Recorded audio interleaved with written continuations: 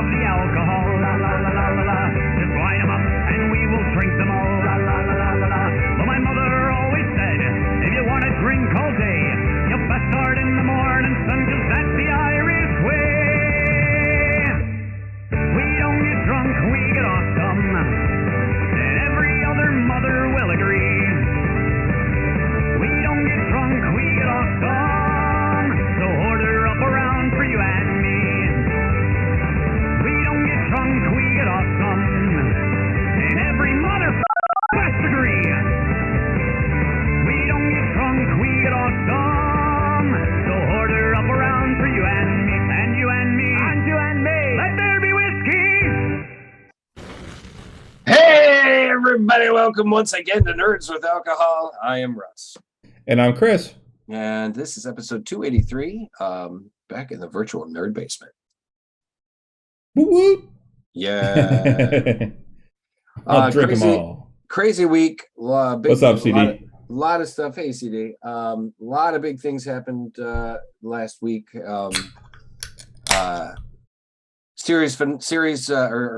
Season finales of several shows and some really great stuff, and the latest Marvel movie, and James Caan passed away.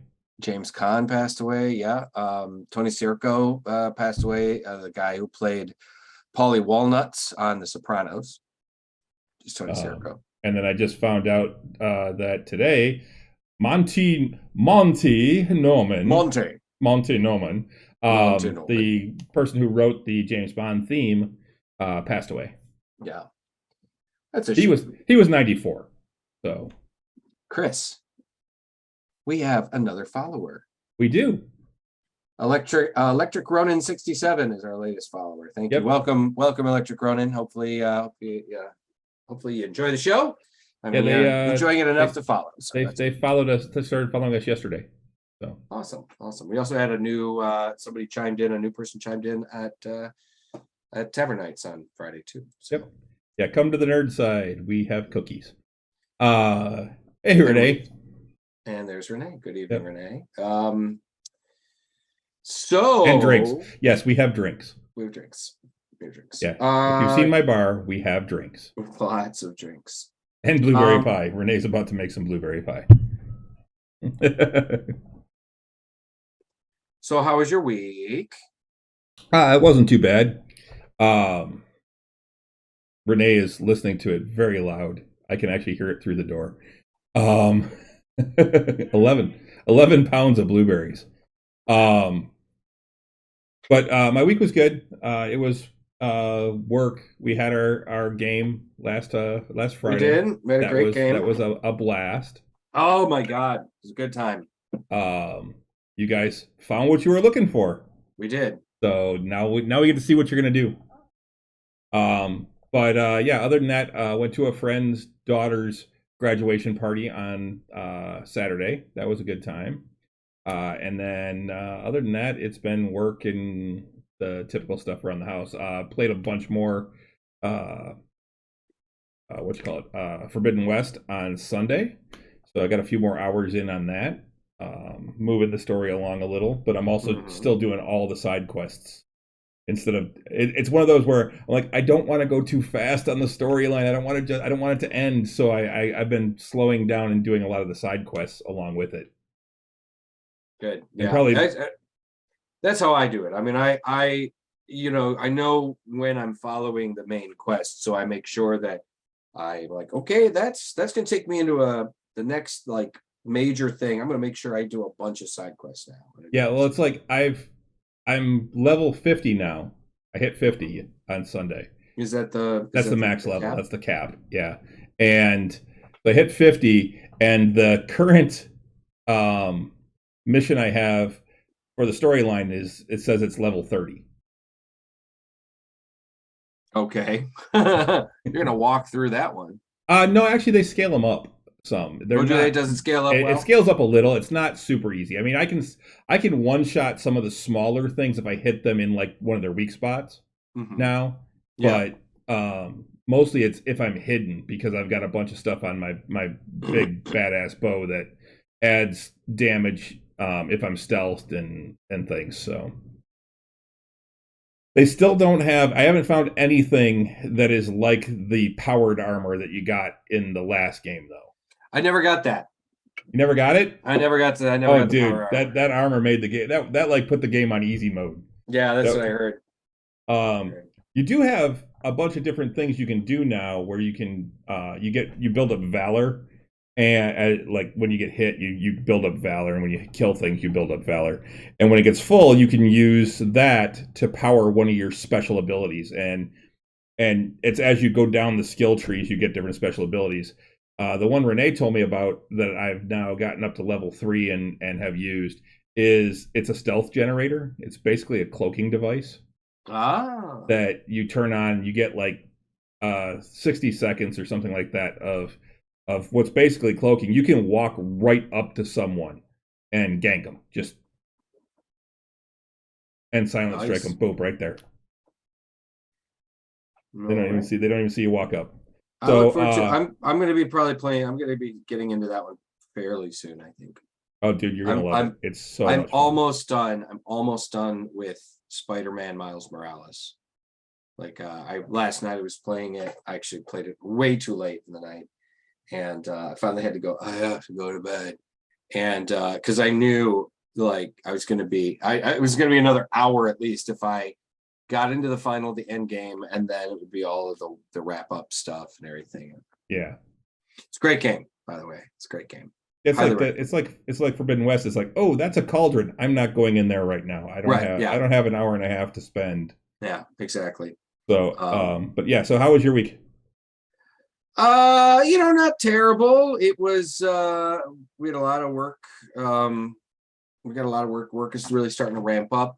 I also did some work at that sideline that I'm just doing. That was how I spent my Saturday, actually, about 10 hours on Saturday at this other studio in Ferndale. But I turned out some really great work. I basically just painting these concrete sculptures that they were sculpted to look like logs, and I had to paint them to look like logs. So, but they ended up turning out really good. And they were taking really good care of me, so that's cool. I don't know how much I'm going to be able to be there until parade's over, but it's still a good sideline. Mm-hmm. And we had our game on Friday, which was great. We had we found the item we were looking for, guys. If you guys want to see what we're talking about, you should check out. Next Monday we'll be doing a tavern talk, I would assume, Chris. Yep, that's the plan. We'll be talking about that. It was a great time. We just lots of fun, lots of good times, and good D&D game for sure. And then I did go and see Thor Love and Thunder twice. Wednesday with some friends from work. I got free tickets through work, and then Thursday with you and Renee. We will be talking about it tonight. A spoiler-free review, and then we'll get into some more spoilery review in a few days, or in probably like a week or so. We got feelings. We have feelings. I have feelings. They weren't as strong as I was hoping they would be, but I do have feelings. That's about it. Other than nerd shit. That was it for me. So, cool. Yeah. So what are you drinking? I am drinking a beer called Lake King by Big Lake Brewing. It's one I found. Big Lake, if for those who listen to the show often, they'll know that Big Lake is one of my favorite breweries. I haven't had anything I didn't like by them yet. But yeah, so it's a beautiful golden color. It is an American IPA. It has, see if it tells what the 7% ABV, 60 IBUs, the West Coast style IPA. It's pretty clear.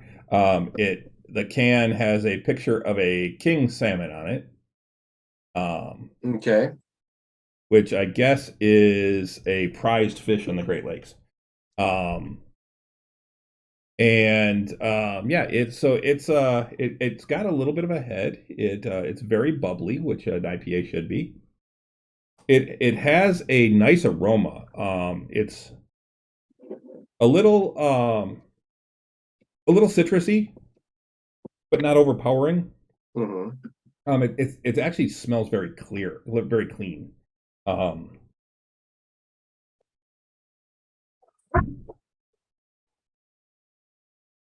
it does have a lot of hop flavor. It's quite bitter. But it's like a dry bitter. It's actually kind of refreshing. Um, Definitely what I would want cold over a little bit warmer. But for me, anything the lighter the beer, the colder it should be, I think.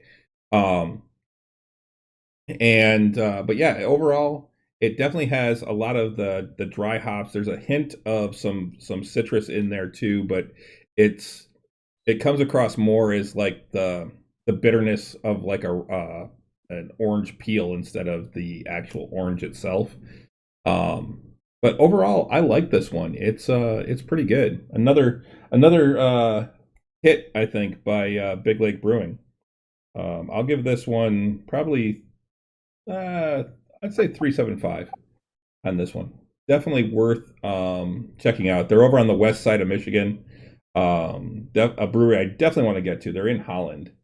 Um, and I don't think they were there the one time I was in Holland. So I look forward to getting back out that way. I don't know what they're barking at out, but I'm about ready to go over there and give them what fur? What fur? What fur? Their fur. Their fur. It's all over my house. So Yeah, I have dogs. I know. What are you drinking? I am drinking a cider I've had many, many times. I need to get to the store and get something new. I just haven't had a chance. But this is the last of my Ace pineapple ciders. It's a great cider. It's actually, I mean, it's really, I think you had one and you Yep. liked them, right? Yeah. Yep. It's a really good pineapple cider. It's got that pineapple flavor, that really good rich pineapple flavor, without being too like too over the top. It's not super duper sweet. It is on the sweet side, but it is not, it's not overwhelming. Yeah, I like it. I went I like it a lot. I went up to Total Wine last weekend. No, late last week, and I actually saw that in a 12-pack, and I was like, Oh wow, ooh, nice, as they say. oh, Beat Me Up Stouty by Saugatuck, right there by Big Lake Brewing. That's actually right. That's a neighbor brewery of Big Lake, CD, because they're both right there on the coast. Oh, and Renee's got a Guinness. All right, nothing like rocking out the lovely classic Guinness. Yeah, I don't think I've had Beam Me Up Stouty. I didn't realize it was a coconut stout. That's cool. Which we'll get into some discussion about something similar to that later on too when we talk about Strange New Worlds. Yeah. Fuck me. So good. So but yeah. So let's get into it. So James Caan did pass away. Yes, James Caan passed away. James Caan, known for The Godfather, as well as a billion other movies. I actually probably knew him best when I was younger from Alien Nation. Mm-hmm. Oh yeah. I forgot he was in that. Yeah, he's the other. Love cop. that movie. Yeah, Love that movie. Yeah, he's the racist cop. He's Matt Sykes. Yeah. Mm-hmm. Teamed up with Mandy Patinkin as the alien. As Sam Francisco, who later changed Samuel Francisco. Yeah, changed his name to George because he goes, listen, I'm not going to call you Sam Francisco. George, your name's George. And he's like, okay, fine, you can call me George. I love that movie. The movie's fucking awesome. And it spawned a television show and like 4 TV movies that were absolutely fantastic. I mean, the TV show was great. It only lasted a season, I think, but because of there was enough fan outcry that they actually were like, all right, we'll make a bunch, instead of making more seasons, they made like 3 or 4 Alien Nation television movies. And I actually have the DVD set up there, and I have the movies up there too. Yes, but Sykes and George were played by other people. They were not Yes, played they were. by Mandy Patinkin and James Caan. And yes, Renee, he was in El Dorado with John Wayne too. Wow, yeah. I mean, The guy's career spanned decades, and he was in some huge movies. He was a big name star. Yeah, he was also on a show called Las Vegas for the first, I think, 3 or 4 seasons. He played the head of security at DeLine. He was great, honestly, on that show. I really liked him because he was a tough guy. He was like ex FBI or FCIA or ex CIA, I think, and he ended up being just like, he was able to flex the comedy muscles a little bit too, because the show Las Vegas was, it was an hour long, drama show, whatever it was, but it had a lot of comedic elements too. And I don't want to say it was a drama; it was more than that. But it was a great show, and him on it was really, really fun. So, and of course, one of the movies he was most known for was The Godfather. Yep. He also has a son that is also an actor, and Matt Kahn, I think. I can't remember. But I was sad. I was like, oh, what a bummer. I always liked James Caan. So he apparently had taken a big break on his career too. Like there was he had taken a several year break. I forgot he was the main guy in Misery. Yeah, that's right. He was the author in Misery. He was the author. Mm-hmm. He was Paul Sheldon, I think it was Paul. Paul Sheldon. Yep. Yeah, Paul Sheldon. It's amazing. I remember. Oh shit, he was in Rollerball. He was classic Rollerball. Like I said, I think James Caan. I think I read somewhere I was reading about him a little bit. Like he took a break, like a big break for quite a while in his career. He was also in Elf. He was the dad in Elf. Yep. But yeah, he's got one thing that's in post-production, Fast Charlie, supposed to be out next year, and then 2 things that had been announced. Yeah. He's in Brian's Song. Brian's Song is that classic movie that, like, yep, I forgot about that too. All like every tough guy, the only movie they ever cry in is Brian's Song, And it's actually a biopic for I believe a Chicago Bears football player. James Edmund Caan, born in the Bronx in 40 and died in LA on July 6th in 22. And he played some great roles too. Like if he showed up on a show or something like that, he was always that like smart asshole type. Yeah. Scott Caan is his son that is an actor. I believe he has got 2 other children, Alexander and Tara. And he was in 1941. He's uncredited as a sailor in fight. Wild. Married 4 times. It's a shame, but he played football for MSU. Oh. Yeah, no shit. Dude, he was on MSU. Get Smart. Was he really? Yeah, he was Rupert of Rothskeller in 2 episodes. Uncredited though. That's funny. I want to find those episodes now. Yeah, no kidding, man. I always liked Get Smart. 1969. But yeah, I mean he was in tons of stuff. Yeah. I see. I'm trying to see where the big break was in his career. Like I said, where he took a break. Where he took a break, like a several year break. I'm not seeing it. Death in the Valley. I think it was like later. It was like after the 80s or in the 90s or something like that. The 90s, he was pretty 77. The biggest break looks like 98 or 88 to 90 when he went from Alien Nation to Dick Tracy.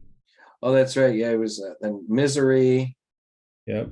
98, 2000, 99, 2001. Yeah, maybe I'm mistaken. I could have swore I saw some kind of thing where he took a big break. But the thing is ultimately too, you get they sometimes they'll take a break, but the things that they made, they did a bunch of stuff and then it comes out and then they're still able to take a 2-3 year break or something like Yeah, that. but usually you'd still see that gap because Usually there's something like being an elf was something that kind of helped his career. I don't know. I could be mistaken. Fuck it. The point is, it's too bad to see him go.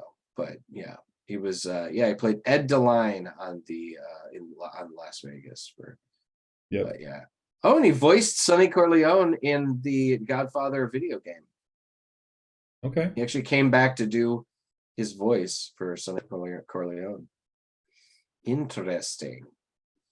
So anyway, also Tony Sirico, who played Paulie Walnuts on the movies or the show The Sopranos, he passed away as well. I think he was right around the same age here. Tony Sirico was known for doing a lot of mobster roles. He was Italian and it just kind of honestly had that kind of look. And I believe he was also in Goodfellas. And which of course we had one of the guys from Goodfellas passed away. Ray Liotta. Last week or the week before. So yeah, a few weeks ago as well. Yeah. So I'll raise my glass to James Caan and the others.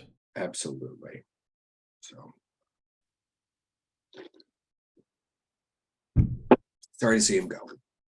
Yep. I actually have a couple of friends that an old family friend, like the father of one of my oldest friends, he passed away the other day.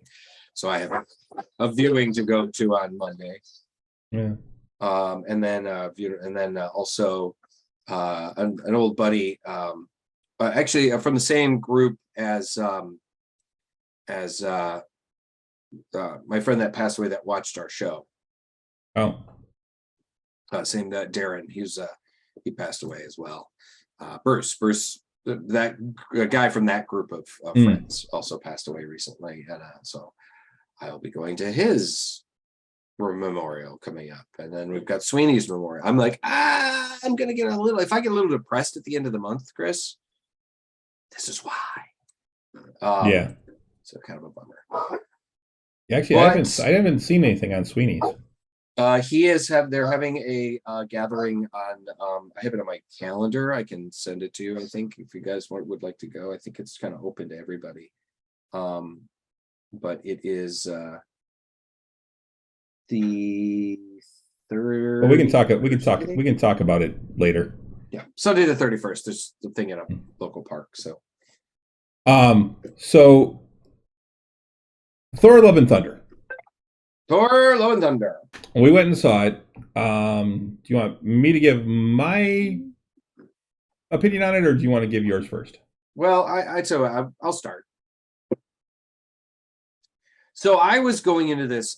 First of all, Thor Ragnarok is personally one of my favorite Marvel movies of all of them. I think it was an absolute blast, and I think Taika Waititi.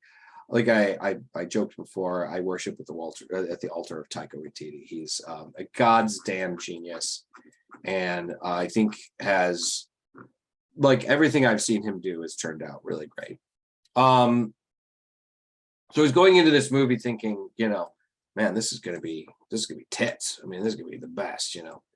I did enjoy myself, and I mean, I was a little bummed out when I was reading some of the initial reviews. Some of the critics reviews that this movie fell short. But I don't really listen to the reviewers all that much. I listen to them, I take it into account, but I kind of put it in its like category. And most movie critics I don't listen to. Right. They're kind of, I mean, that Roger Ebert was a good one because he was a movie buff, but he was also a movie fan. So like if he could separate himself and from the actual like whether it's an auteur kind of high-end art form, or whether it was just a fucking fun movie, and like some brain candy. right, brain candy. I think this movie was probably the most brain candy-ish of all of the Marvel films. It was fun. It had some great jokes. It had some great moments. I feel like it was half a movie. I've talked about, or at least 2/3 of a movie. I really wish it was maybe it was right at that 2-hour mark, including the credits. I really wish it was maybe about 30 minutes longer, because I felt like there were there were big things that, like, there were story points that we missed or that were taken out that I think really could have enhanced the film. Taika has actually said that, nope, this is my cut. He's like, there is no. Yeah, I was going to say he said that he has no desire to do a director's cut. He thinks that most director's cuts suck. That's what he had said. Yeah, and he has no desire or intention of making a director's cut, because people have said, dude, this movie could have been 4 hours long because they shot so much stuff. Lena Headey shot some stuff as probably as Hela, and probably in flashback. Peter Dinklage shot some scenes that they cut, because he played Irtri, the king of the dwarves who forged Mjolnir and Stormbreaker. I think there was Lena Headey wasn't. She wasn't credited. She wasn't. Well, she wasn't Hela though. Why would she have been Hela? Or not Lena Headey. I'm sorry. Kate Blanchett. Kate Well, Blanchett. I'm like, wait a minute. That Lena Headey wasn't. Unless it was Lena Headey, and I'm like, it wasn't Hela. Because I read somewhere, I think it was Lena Headey. I could see them making her Hera or something like that. Oh man, that would have been really fucking cool. But she got sued by her representation. Yeah, it was Lena Headey. She got sued by her representation because she got paid to film a couple of scenes, and she didn't give them her cut. Oh, she didn't give her representation the cut that they were supposed to get. Jeff Goldblum also apparently shot a couple of scenes. So it was just like, and apparently they're all wound up on the cutting room floor. Natalie Portman herself had said that they shot a lot of stuff that didn't end up getting put in the movie. She said entire planets that they ended up going to, and I feel like there was probably some character development between her and Valkyrie that we didn't get to see because Taika cut it. Like I said, I don't want to do any spoilery kind of stuff, but it was a lot of fun. I had a lot of fun. I think Christian Bale absolutely killed it as a villain, as Gore the God Butcher. They do, like Marvel does, they did their best to make him feel sorry for the villain. or at least understand where he comes from. Yeah, exactly. Understand his motivation. Russell Crowe was fun as Zeus. I will say that the goats are hilarious. There is we do at the beginning see a cameo of the Guardians of the Galaxy, which was fun as well. I also said, I think I brought up to you, I felt like the first act was kind of a mess. Like the first act of the film, it set up a very kind of almost goofy kind of tone that they had a real tough time pulling back from. And Taika generally is really good at mixing pathos and humor. And I think I had said before too to you, I felt like Taika Waititi did so well with Ragnarok that Marvel Studios basically said, you got whatever you want, carte blanche, go to it, make a great movie. And he said, all right.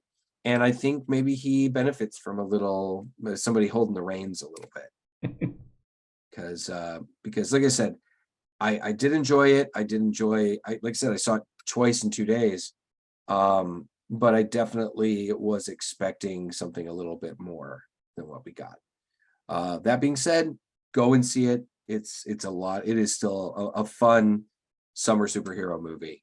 It's just not, it's not Black Panther. It's not Ragnarok. It's not Civil War or Winter Soldier. Somebody just tried to call me and then hung up. That's weird. Yeah. So how do you feel? Do you concur? For the most part, I think it was an all right movie. Definitely not the best. Definitely not the best Thor. Possibly not even the second best Thor. You think you like Dark World better than this one? No, I like the original better. Actually, Okay. I actually really like the original, except for the whole him and Jane falling in love overnight thing. That's the one thing I had a problem with in that movie. But otherwise, I thought it was an enjoyable movie, and it mixed humor with a lot of other things, with a lot of other stuff. Like, I mean, the whole introduction of Hawkeye in that with do you want me to shoot him or you want to send some more guys in for him to beat up? Right. Yeah. You know, that whole thing, or like the look meow meow, Yeah. or the hitting him with the car type thing. Right. Yeah. I mean, those things I thought were humorous. But this one had those humor points. But yes, I think that the story, and not necessarily even just the first part was a mess, but I think the entire thing was kind of a mess. And I agree. I think there were huge gaps that we were missing that would have filled in a lot of that and helped it unmess a large chunk of it. Yeah. It had $143 million opening weekend. It's the best opening weekend of any of the Thor films. It is also, he is the first and only superhero of the Marvel Cinematic Universe to make it to 4 films as well. All the other ones, I mean, granted, they've all been in multiple films, but this is the first guy that got 4 movies altogether. At $143 million. This was still a really good opening weekend. It'll probably still crack 200 million at least.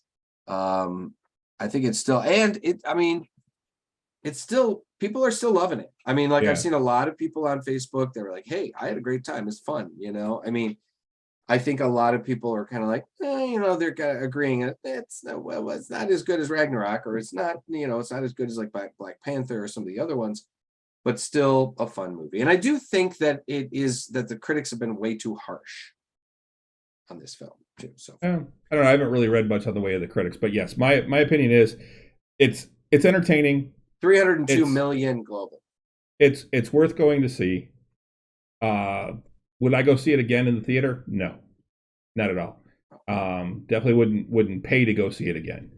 Will I watch it when it's out on Disney Plus? Probably. I'll watch it again, as I watch all of them. I'll be adding it to my collection. I will be adding it to my collection eventually. But yeah, it's some of the stuff was very funny. Some of it was kind of meh. Some of the acting was kind of flat, I thought. Christian Bale was one of the best parts of that movie. It really was, but he was really good as Gore. And sure, but in all honesty, I mean, it's a softball for him. I mean, Christian Bale is good no matter what he does. He's good in everything he does. He's one of those actors that no matter what, he's going to show up, he's going to kill it, and he's going to bring it, as they say. And the funny thing is his kids were the ones that convinced him to take the role. Like his kids were like, no, Dad, you're doing this one. Because he was like, I don't know if we can make it work. I don't know if we got it in the schedule. And they're like, no, Dad, you're doing this one. Well, that's like Richard Harris being Dumbledore. His grandkids said, you're doing it or we're not speaking to you. Right, exactly. So it's that type of thing. But yes, I did enjoy it for what it was, but I do think that the movie itself is kind of a mess. And it's a little convoluted. Do I want to see it again? Yes. Do I want to pay to see it again? No. Well, like I said, I'll be adding that to the collection. I have all the Marvel movies, so I'm of course going to continue to collect them. But so guys, Thor Love and Thunder, fun, a little disappointing in some ways, but it is a lot of fun, and there are 2 post-credit scenes, so make sure you stick around to the end of the credits, just like any Marvel movie, and it does again set things up. That's the thing. I think a lot of these movies, the last couple movies that have come out, are movies that are very much setting up like the next thing. They're doing their best to set up the next thing. So I think we're going to see some more setup. So shall we move on? Yeah, sticking with Marvel, though, we can talk about Ms. Marvel. Correct. Ms. Marvel, season finale tomorrow. Yep. So you're going to want to definitely check that out. Probably series finale. I doubt they'll bring. I mean, they could easily do a second season, I'm sure, depending on what happens in the finale, but I'm sure that they could do a second season. We will be seeing the character in the next Captain Marvel movie, which we just called The Marvels, and I'm really excited about that. So I am really also excited to see what this finale is going to entail. That being said, episode 5 was great. So episode 4, we had Kamala wind up getting sent back in time to the partition. Yeah, the partition. And she was in at the train station when the last train was heading out to Pakistan. Yeah. And this one doesn't pick up with that. But one of the things I will say, I enjoyed the opening credits. The Marvel opening. They do their typical Marvel opening, and then it starts to change. It starts to flicker. It goes to black and white, and it becomes like a 1940s newsreel. Yeah, it was really cool. That was really, really fun. And then they basically are talking about the partition and how, to really understand it, you have to go back to a time in 1942. And then we flash back to what's her name? Her grandmother. Yeah. Her great grandmother, actually. Imani? No. I just had her name. Anyway, the great grandmother. And she's basically running from a British officer who's threatening to shoot her, and she turns around, whips a knife at him, and kills him. Right. And escapes. She winds up in this little village. Here's a guy speaking basically about what we need to stand together. We Muslims, Hindu, Sikhs, we all need to stand together to overcome the British rule. Yeah, the British rule. And then a bunch of soldiers come in and break it all up and send him off, and he walks away limping with a cane.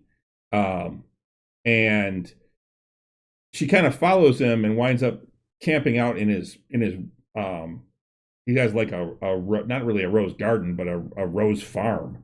Yeah, well, he was a flower seller, because in India, flowers were used very much for making dyes. I believe they're also used in religious ceremonies and stuff like that. So, but anyway, he had a huge. It was a lot of roses, because it was rows and rows and rows of roses. And he basically comes out and pokes her with his stick, and it's kind of an interesting little thing. And she's like, touch me and I'll break your leg. And he's like, oh, this one? Yeah. Because the other one doesn't work very well. But anyway, they wind up talking, and he's like Aisha, by the way. Aisha. Aisha. Aisha. Yeah, Aisha. And he basically tells her, hey, I've got food and a place to sleep in my house if you want it. You don't have to sleep in the rose garden. Yeah. So she winds up doing that. That's some humorous little things between them. They of course fall in love. She gets pregnant, and I loved her little thing when she brings him the new cane that she made him, and she's like, I know you're really attached to that rotten limb, but yeah. But here, you want something that'll actually help you walk. But they wind up having her grandmother. They show them raising her, and and she's like 4 years old when the in 47 when the petition hits, and they're hearing about it on the radio. Then they start talking about how, you know, there's people getting killed and all this stuff, and she looks outside at one point and freaks out. Mm-hmm. It's after a neighbor brings them stuff because they're getting mistreated because he's Muslim. Right. And she sees something outside that freaks her out, and she winds up going outside later on, and it's what's her face, the evil nasty chick. Yeah, the leader of the Jinn, essentially. Yeah, the clandestine. Okay. And so she has a conversation with her, basically says, all right, you know, well, she's like, I thought you were all dead. And she's like, oh, this is where you've been hiding. And now that we found you, we can put our plan into action. Najma, yeah. And she's like, oh yeah, I hid the bangle, you know, for safekeeping. It's going to take me a while to get it. Mm-hmm. When in reality, her daughter has it inside. Right. And yeah, because that was the thing. She was, Aisha began a family and a life with this guy. So. Yep. Yeah. And didn't want to go back. No. Yeah. So basically, she basically convinces her husband. She's like, okay, well, you have till tomorrow night. Tomorrow at sundown. Mm-hmm. And I don't know what she was planning on doing if she didn't have it. Just kill her and try and find it herself. Because I mean, if she hid it somewhere, good luck, bitch. Good luck, bitch. But anyway, so she convinces her husband that they have to leave. And he's like, but my dad built this place and blah, blah, blah. And she's like, we can take our memories somewhere else and all this. And so they start walking to the train station. Mm-hmm. And they get there, and the mean lady, whose name I already forgot. Right. I still it up. She is Najma. And but she catches up with him, and Aisha sends her husband with their daughter ahead and says, get her on the train, you know, make sure she's safe. And she gives her daughter the bangle. Mm-hmm. And Najma then they wind up confronting each other, and Najma stabs her right there on the right. And that was the thing, that her great grandmother basically disappeared and abandoned her father. That's what they thought. They had basically abandoned her father and grandmother. Sana, I think was the grandmother's name. Sana, yeah. Yeah. So that she always had that, you know, people always kind of had these negative things about her because Sana, her mother. That's hard to tell. No, I think Sana's her grandmother. Brother. Okay. And so, yeah, it was one of those things. She was always like, the people always looked down on her, and because of that. She disappeared on the night of the partition. So the partition. So, so you got to see what happened, and then she's basically bleeding out in a cart, and and then the she calls out, and the daughter had gotten separated from dad, mm-hmm. and was yelling for her mom, Ami, and he's looking for her, and she's just standing there crying and screaming, and then the mother uses the last of her life energy to call out, and that's what actually pulled Kamala back. Yes, exactly. And it seemed, and then Kamala was able to find her and confront her, and and talk to her a little bit, and then we also got to see her grandmother tap into the power so that she could basically find her way back to her father. It was very touching. It was very heartfelt. You're like, damn. And I was also really impressed about just the filming of that scene. There was just so many extras, so many things. I mean, granted, I'm sure a lot of it was digital, but it just looked so real, and it's part of that part of world history that a lot of us don't know anything about. Especially not over here. Yeah, well, that's what I mean. Particularly here in white America, we don't know a whole lot about what happened back then. In fact, I honestly had to claim almost complete ignorance about that particular historical event. I mean, in all honesty, why would I know anything about it? You know, I mean, I am not Indian or Pakistani. I'm not Muslim or Hindu. I mean, culturally, of course, it's not something that I would know about, but it was a major, major historical event in world history. And it is something that I probably should have been addressed in one of my world history classes, but it wasn't. And I didn't really know anything about it. So I ended up looking up about it, stuff. So Stella and I both ended up looking up about it because we just got curious. And it was a pretty dark time. Yes, really the British fucked up a large chunk of the world. Oh, yeah. I mean, they may have done a lot, you know, but they also fucked up a lot too. Yeah, that was one of their cut and runs. It was basically you know what? We're out. See ya. Never mind, we're out. We'll leave. You guys want us out? We're out. We're gone. Which, by the way, that's another thing that we didn't talk about earlier. Cheerio. Thank you very much. We can talk about it another time, but Boris Johnson resigned this week. That's another big thing. Yeah, so, that's a big deal. The Prime Minister of the United Kingdom fucking resigned. Just resigned. Well, after he had a vote of no confidence in him. Well, yeah, for sure. But it was like, holy shit, that's pretty rare for a world leader to just like decide to like, you know what? I quit. Wow. Yep. That's true, CD. That's what it was. Yeah. In India, it was we took what we wanted, can't hold it anymore. So see ya. He was the British Trump. Yep. And that's what I said. I said, oh, British Trump resigned? He was Trump to a lesser degree, though. He was actually a smarter version of Trump. A lot of his bumbling and stuff was an act, from what I've heard. Anyway, back to the show. So Kamala shows up and sees Aisha, and she thinks it's Sana. She's like, Sana, you know, it brought you back to me, and she's like, nope. Yeah. But they talk. She gives her the photograph. Aisha gives Kamala the photograph of Aisha, her husband, and Sana all standing in the grove, basically, or in the roses, or amongst the roses. And Kamala heads off to find Sana, and she can hear her yelling, and she winds up finding her, and realizes that she needs to get her back to her dad, so she tries to help her, and she's like, you know, we're going to play a game.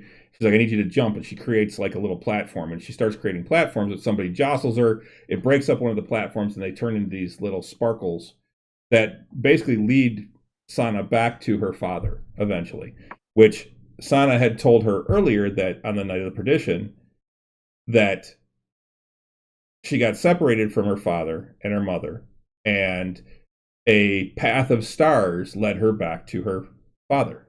But that's all she remembered. Right. Exactly. Well, she was very, very young. I mean, she was like 2 years old. So it's one of those situations. I think she was more like 3 or 4, I think. Okay.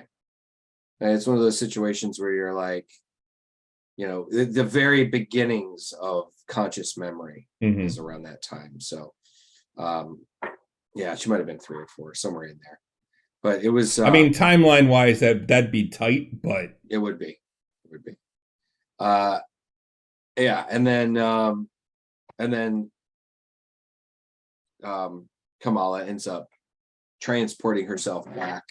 Or going back to modern day. And it's and she sees like, holy shit, there is a gateway. Yeah, her and all the clandestine are all waking up. Yeah. And because there was a big release of energy when she traveled back in time. And so then they're like, she's like, we have to close it. And one of the other members of the family Yeah, like Faria. tries to go forward and ends up like turning into dust. Yeah. She crystallizes and then crumbles. Yeah. And then what's her name? Najma?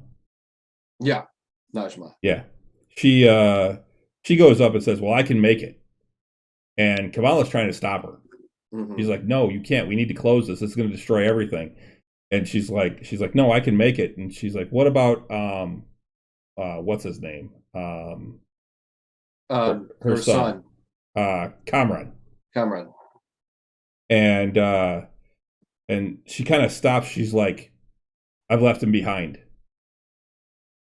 And she's like, "But you don't have to," and blah blah blah, and this is going to kill him too, and there's this whole plea, and she's like, she winds up convincing her that the only way to save Kamran is for her to sacrifice herself. But I think to an extent, I don't think she really did. But she basically closes it by putting herself into it and sending out her power. And she calls out to Kamran, and basically as she crystallizes and crumples to dust, she sends her power out, and it goes across the world to where he is and smacks him in the chest, and his eyes glow, and he gets a glowy fist. Yeah, it looks like she obviously passed her power on to him. So now here's the question: is Kamran going to be? Because he seems to be a good guy, but is this now big burst of power going to corrupt him? Is he going to be a villain, a bad guy? I think her essence is still there, and she's going to take him over. I think that's actually what she did. Was with her power came her essence. Well, I mean, he did hook up with Bruno, and he seemed to be normal. That was funny though when he's like, "Can we start over?" Like, "Hi, I'm Cameron," and Bruno goes to shake his hand and realizes he's got his like arm in a cast, so he grabs him with the other hand. He's like, "I'm Bruno." And he's like, "Oh, damn! I really thought your name was Brian." Yeah, I honestly thought your name was Brian.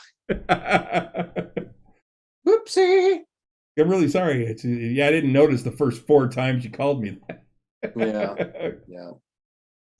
So honestly, okay, and that was more or less.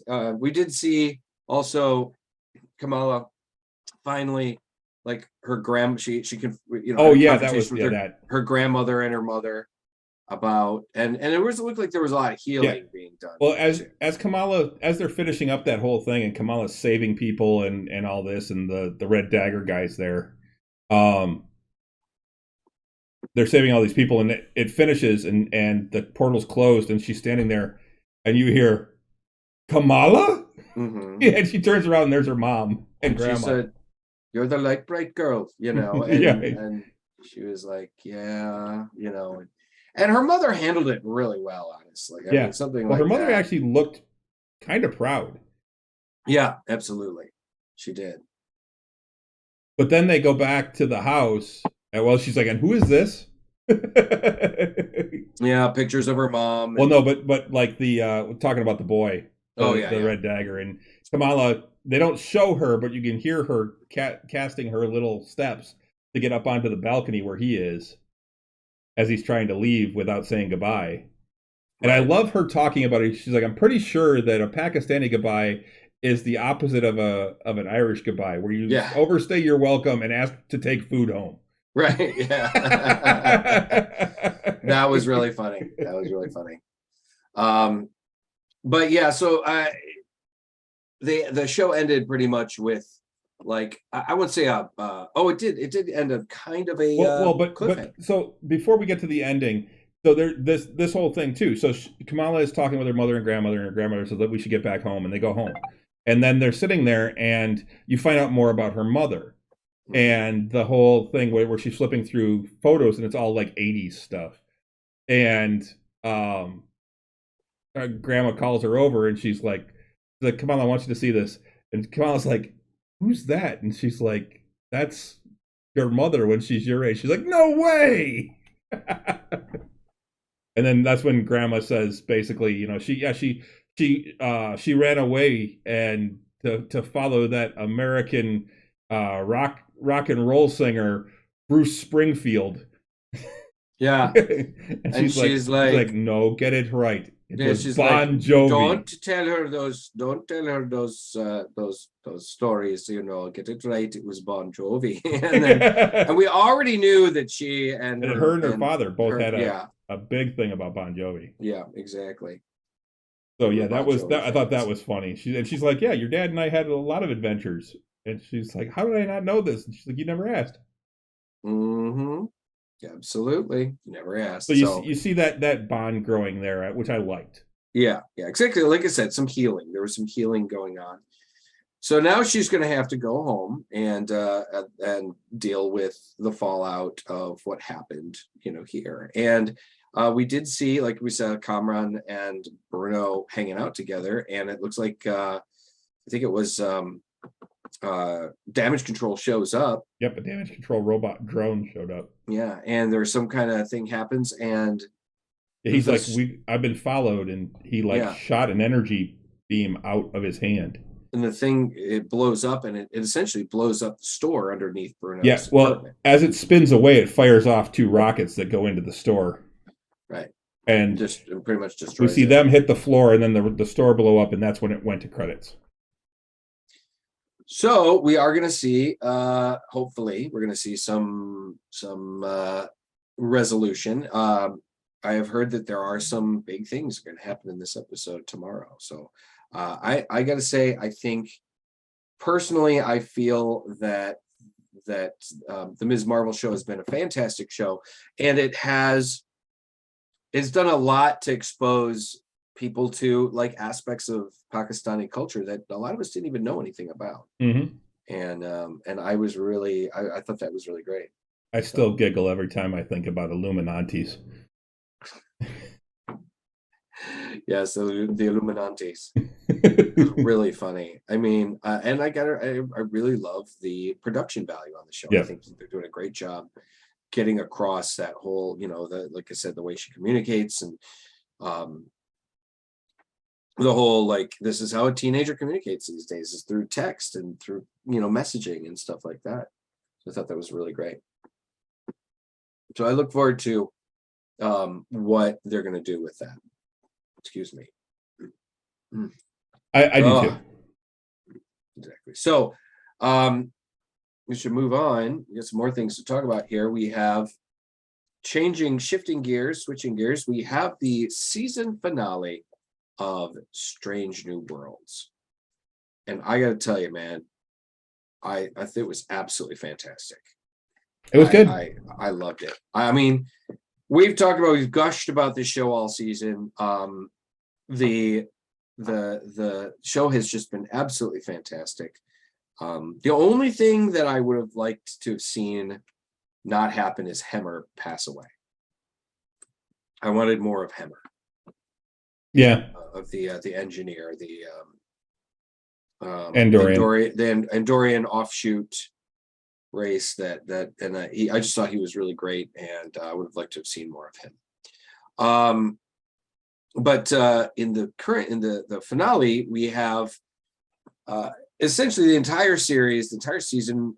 We've known Chris Pike has been tormented with the fact that he knows when he's going to die. He knows how he's going to, or he knows not die, but he is going to be maimed really badly. Yes. In the future, and he knows when it's going to happen. He knows how it's going to happen. He knows that 2 people are also going to die. 2 young cadets are going to die in the accident that maims him. And he has been struggling with it, and he's seemed to be doing okay with it until he meets one of those kids, and it throws him for a loop. And he's just trying to think about, what can I do? I know the future. How can I change things to potentially, be better? And so he starts to write a letter to this kid, and he's trying to compose a letter.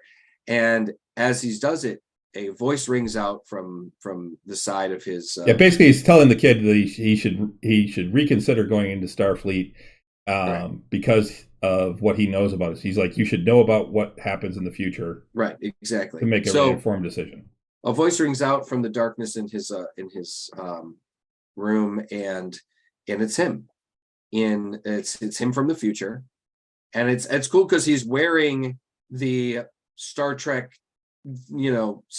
second movie uniforms. Yeah, well, second to fourth movie uniforms. Yeah, the which honestly, personally, love that uniform. Always been a fan of that uniform. I thought it was a really fucking cool uniform. So, and he's wearing it, and he tells the younger Chris, and it's a typical interchange between two people to the same person from two different eras. They do a good job making Anson Mount look just a bit older, probably about 10 to 15 years older. Yep. And he says, "You can't write that letter."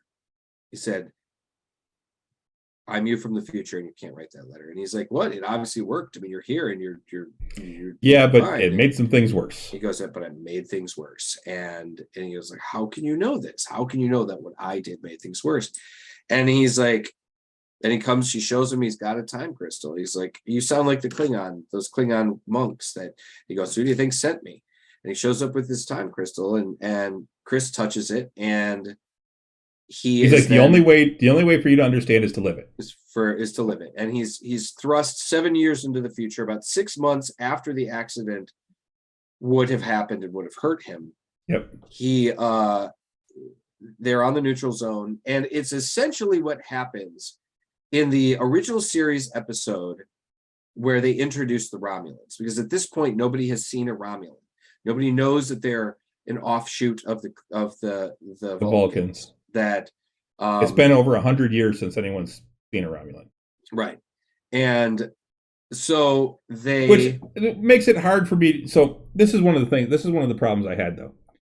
It's been 100 years since they've had contact with Romulans. Since they've had contact. Right. Now here's Nobody's the thing. Seen one. Yeah, I think they've still seen them, though. They were at war with them. I don't think so, man. Because that's the thing. Like I said, you'd have thought that if somebody had seen them, there'd be a record stating. And that was the problem I had, is that they've never, ever seen a Romulan. They've been at war for them for over a century. They've had this Cold War going for over a century, and they've never actually seen one of them. Correct. I mean, the Romulans showed up. They just negotiate the neutral zone over radio communication. That doesn't sound right to me. I don't believe it. I would agree with that as well. But apparently that's what they established in the story, is that. That's where I had the problem was, it's been 100 years. No one living has physically seen a Romulan, but you know what? There's data recordings. They would have known that. The fact that the Vulcans didn't even know it. Right. Right. I mean, see, that's the thing that I'm puzzled the most about, is that the Vulcans, that apparently, because cameras, just spaceships. Spock did say that that the Vulcans did at one point have a bloody expansion time in their history, where they expanded out into the galaxy and probably colonized planets and whatever. And it sounds to me like, I mean, you got to remember too, the Vulcans have been out in space for hundreds of years, and a lot longer than the humans were. Yeah. So they'd been spacefaring for quite a long time by the time they met the humans. So maybe it would get lost to them that a group of Vulcans split off and at some point established an entirely new philosophy and a new society and stuff like that on a whole nother planet. But it just strikes me as odd that a intellectual race like the Vulcans would have lost that information. Mm-hmm. So those are the problems that I have. But the cool thing was about this episode, like I said, it is essentially a remaking the episode of the original series, but instead of James T. Kirk being on the captain of the Enterprise, Chris Pike is the captain of the Enterprise, and things go different. We also are introduced, and it's really awesome, to the captain of the USS Farragut, who happens to be James T. Kirk. And played by another actor, a younger, because obviously, Shatner ain't going to come back and do it. It was really fucking cool to see another actor playing Kirk, because we had been teased that they had cast Captain Kirk and that we would be seeing him in second season. This time, seeing him in the finale of the first season was very interesting. Now, as well, we are looking at a guy from 7 years in the future of Strange New World. So we have an entirely different kind of setup too. I mean, Lon was also on the Farragut, was serving on the Farragut. And because that's the thing too, Chris basically gets planted, his consciousness gets planted into his body in 7 years in the future. Mm-hmm. And so he's like at a loss. So he actually tell Spike. No information. Nothing he has no idea what's going on. So he actually does share with Spock what's going on. And Spock at first is like, "Are you sure you're not losing your mind?" He goes, "I'm not losing my mind. I'm fine. I'm not crazy." And but it was really a really cool episode because we got to see it's not just that Pike does things different and does things different than Kirk does, because Kirk, what's basically happening in the episode is that the Romulans have cloaking technology. They have a cloaked ship that has been destroying outposts on the neutral zone. And they figure out, they discover the ship, and now the Farragut and the Enterprise are trying to tail it, and they're trying to figure out, okay, do we destroy it, or do we follow it? Do we follow it into the neutral zone? What do we do? And they are able to see the Romulans finally at that point. At a certain point, they were able to talk to them, and ultimately it becomes an issue of Pike tries to give them the opportunity to talk and to talk it out without going to war, without potentially having going to war, and it backfires on him.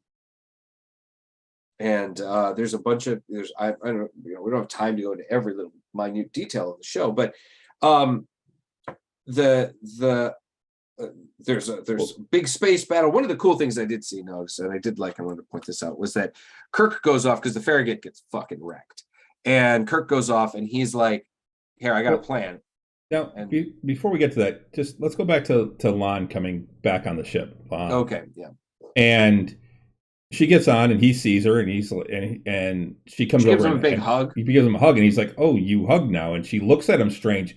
That to me almost made it seem like there was more going on there. Yeah, me too. I thought maybe they had gotten into a relationship or something. And that's what I was thinking. I think ultimately it's just Lon had gotten some therapy. She basically, I think she had figured shit out, because that's the thing. She has asked for a leave of absence on the Enterprise and has left on episode the previous episode on 9. She decides to leave the episode, leave the Enterprise, and it sounded like because she needed to kind of figure some shit out about herself. And he also called her lieutenant, right? And she's like, commander. Commander. Yeah. So things have obviously changed. He asks her about Una, and she's and that was the thing. And that was the next thing I was going to say. She's like, Una? We can't have any contact with her. And he's like, "Oh, yeah, right." And that was when I'm like, "Uh-oh, okay." So I said, "Yeah, she's got 7 years. We haven't been able to speak to her." Right.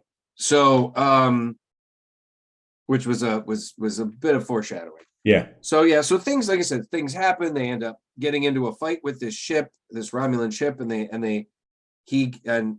basically broker a 2-hour ceasefire so that they can make repairs. Because both ships are damaged and they're not going to make it home. The Romulan ship isn't going to make it home if they don't make repairs. And, obviously the Enterprise has been damaged. So he's like, "Hey, listen, why don't we at least, let's take a break. Let's make some repairs. Let's come back. Let's revisit this in a little bit." And so they try. And you can see too that there's dissension in the ranks. I mean, on the Romulan ship. Well, and on the Enterprise too, Ortega is like, hey, we should blow them out of the sky. And the sub commander, Yeah, she was very, very warlike. She yeah, was very, let's kill them all. well, it was very similar to like one of the characters that was on the original episode where the same thing happened, where they were like, this guy, I can't remember the crewman's name, but he was like, yeah, we need to, they're Romulans. We can't trust them. We need to blow them out of the sky. And even Ortega was kind of like, yeah, we don't, it was very out of ordinary for her. Well, I understand the whole, they just killed a bunch, thousands of people on that base. Yeah. But so, yeah, I can see that. Several but bases. I mean, it was like a deep hatred that she was expressing. Yeah.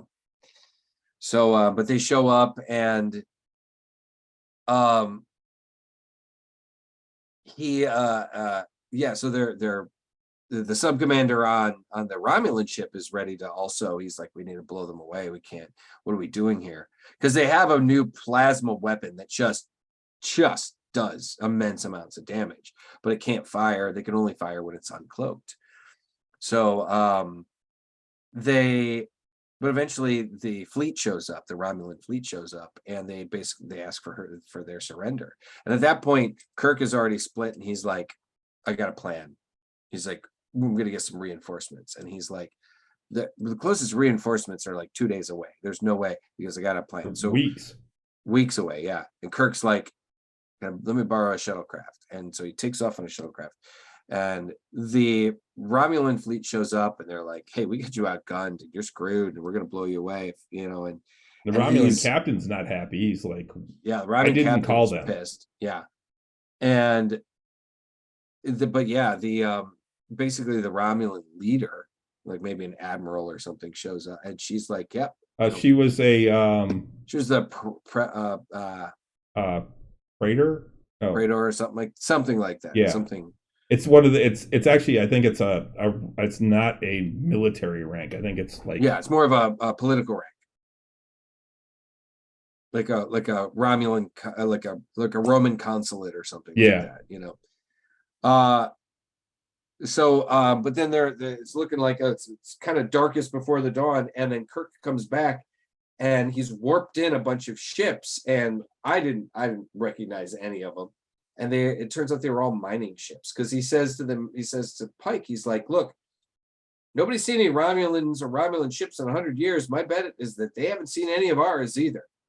So they don't know that these are all drone ships and miners, and and just kind of like, this is a big bluff.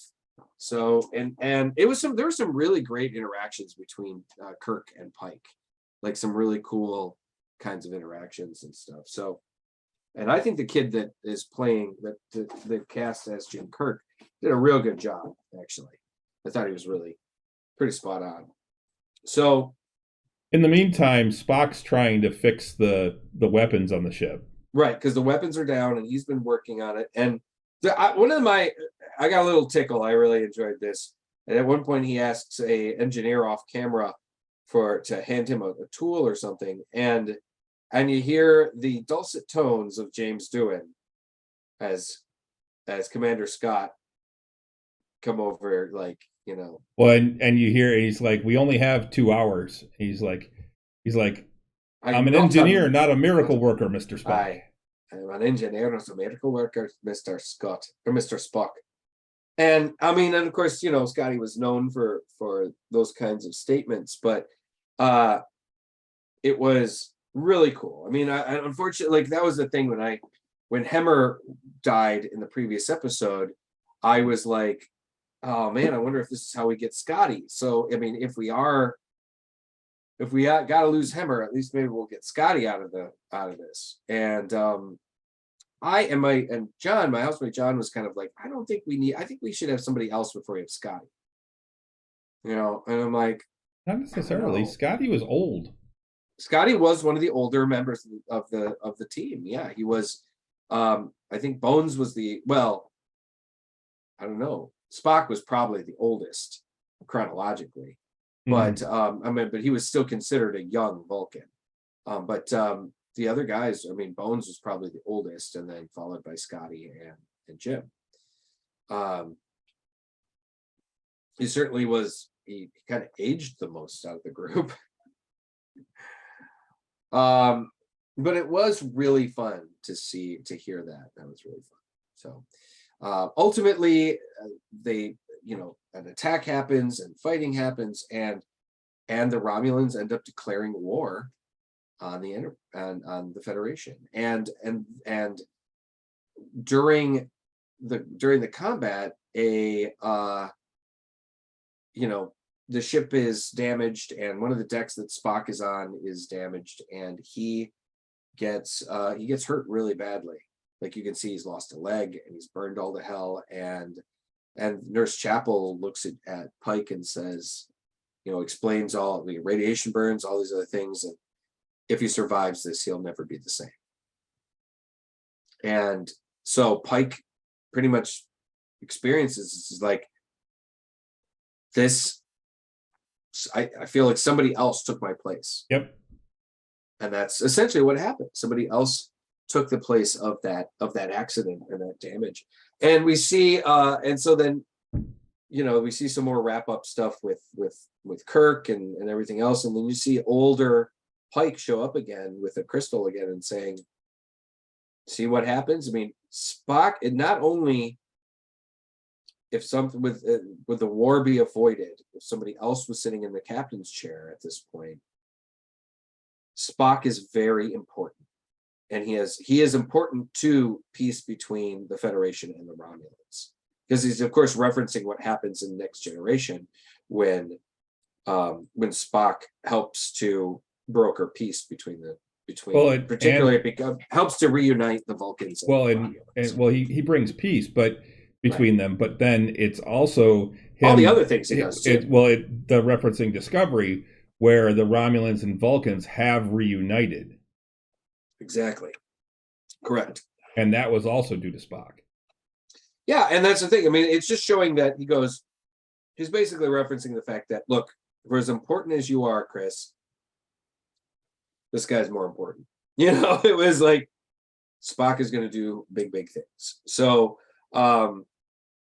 without saying like, dude, this guy's more important than you, he basically said, this guy's more important than you.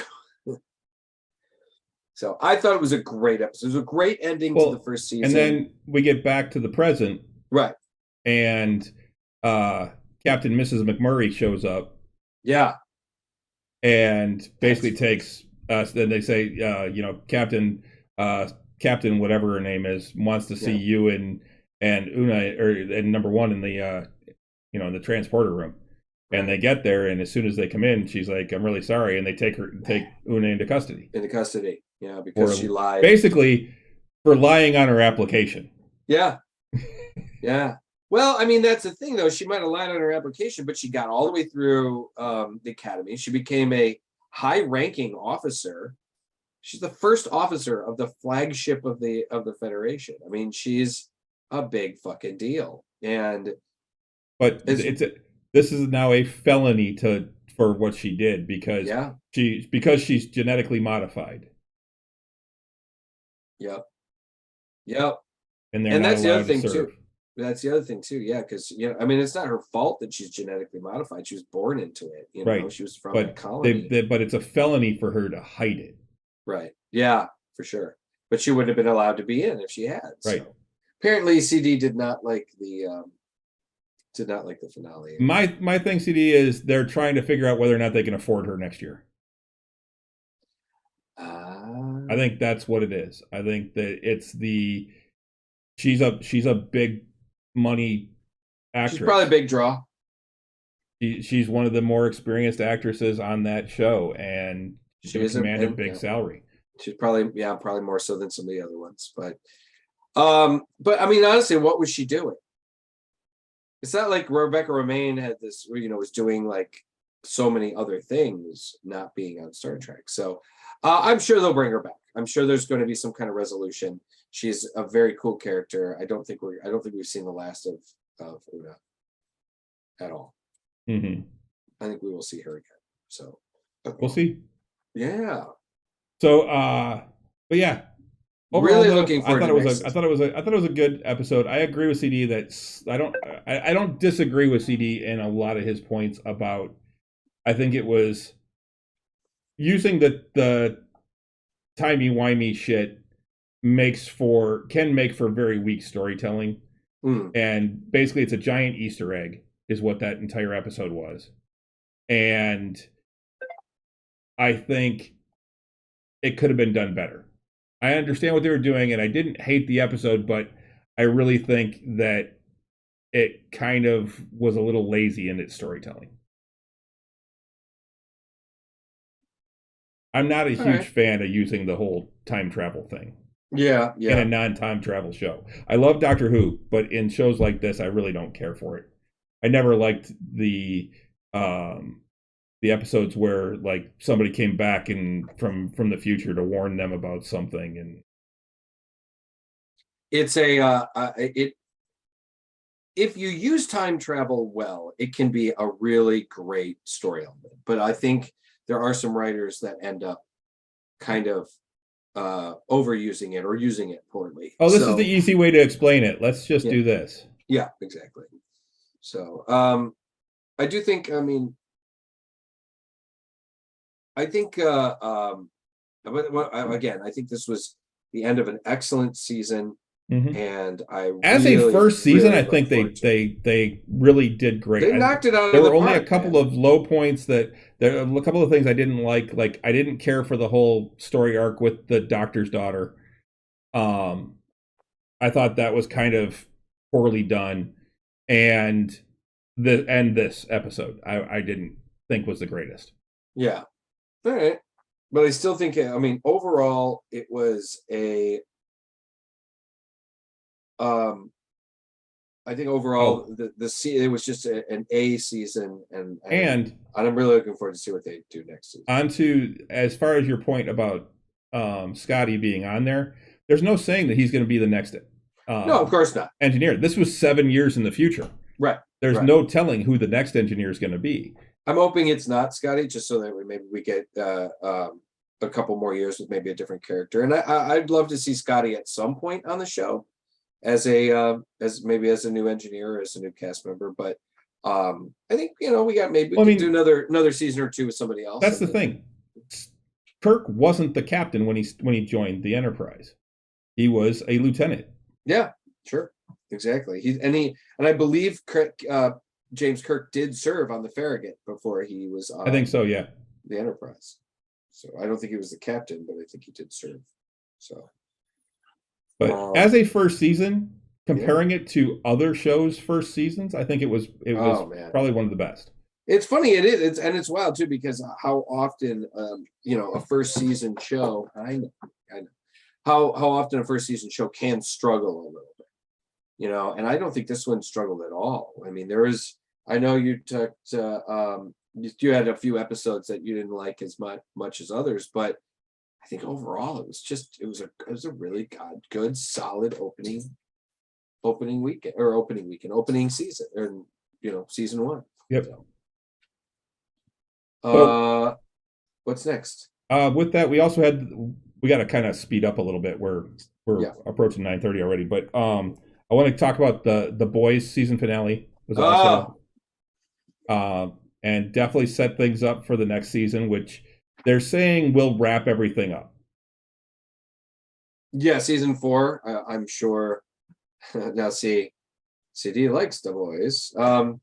I think season 4 will be the last. I don't think they'll go much past that. Now, they have said they do have a spinoff show called Varsity, which is going to be it's going to be set in The Boys, universe, the world, but it's going to be a completely new show. It's not going to be based on any set comic book. I'm sure we're going to see maybe some references to some things that were introduced in the comics, but it's not going to be anything directly taken from the comic stories. But yeah, I think season 4 will probably be the end of The Boys, which I'm okay with. And of course, Homelander did survive. Mm-hmm. Killed Black Noir, but by punching him through the chest. Yeah. Tearing out his guts, basically. it was interesting to see how, like the about face that Soldier Boy did. The fact that like he finds out that genetically he is Homelander's father, and he's like, hey, he's my blood, and I don't know how I feel about killing him now. And there were a lot of really great like and then Homelander moments. bringing in his son. Yeah. And saying, well, look, you got a grandson too.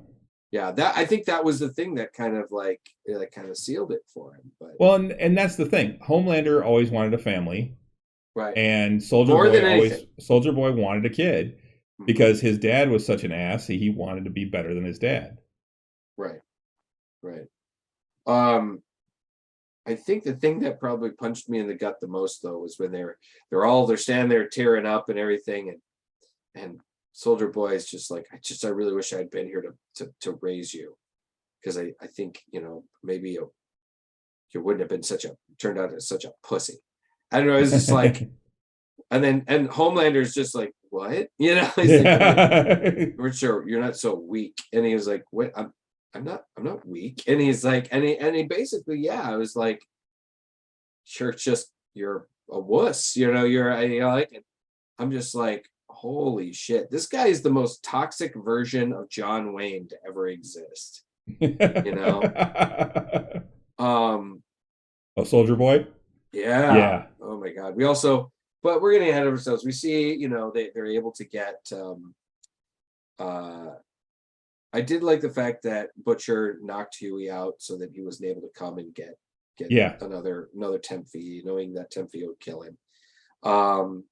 I did like how he doesn't tell him the temp fee's going to kill him. He just knocks him out. Queen Maeve also, she gets to escape. And then she joins the team basically and says, and she's like, nah, Homelander's got to go, because they're originally they're like, no, we're not going to kill him, and she's like, no, Homelander has to die. And then they all lock them up into the fucking in the vault, and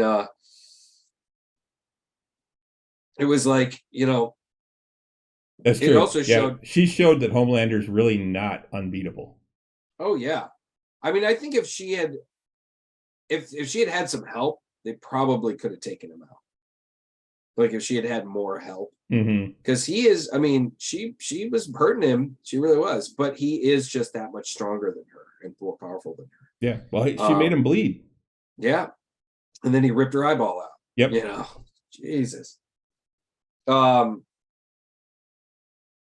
Ultimately, it came down to just a lot of fighting.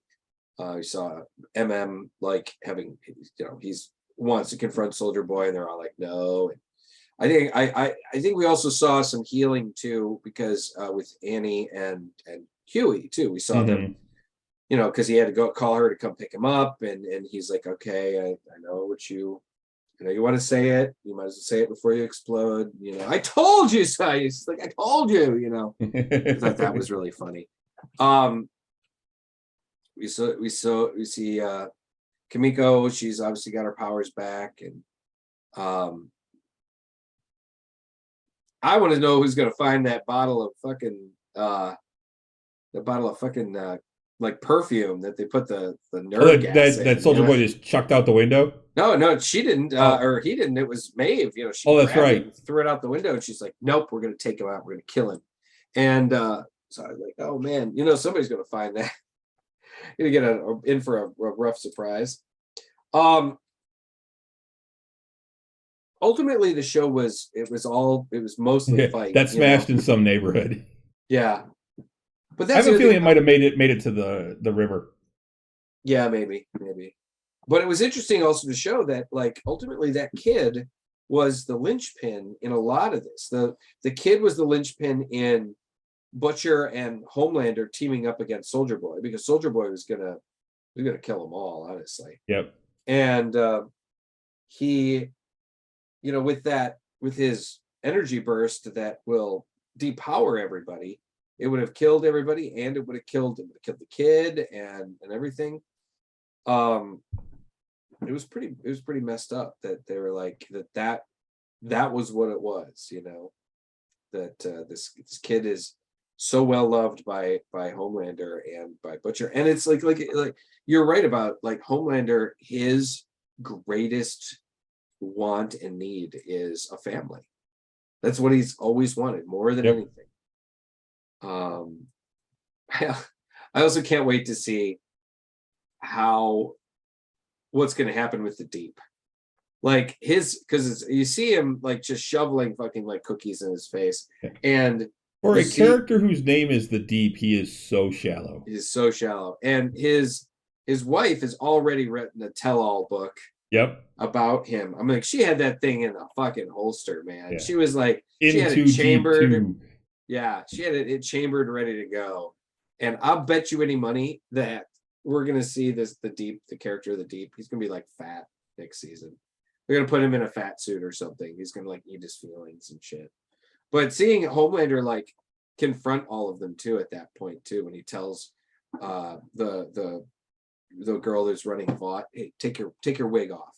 Take that wig off. And she's just ripped all of her hair out at that point. I mean, he's just basically calling them all pieces of shit because that's what they are for the most part, you know. And he's one of the biggest pieces of shit himself. Oh, absolutely. So. He is the biggest piece of shit.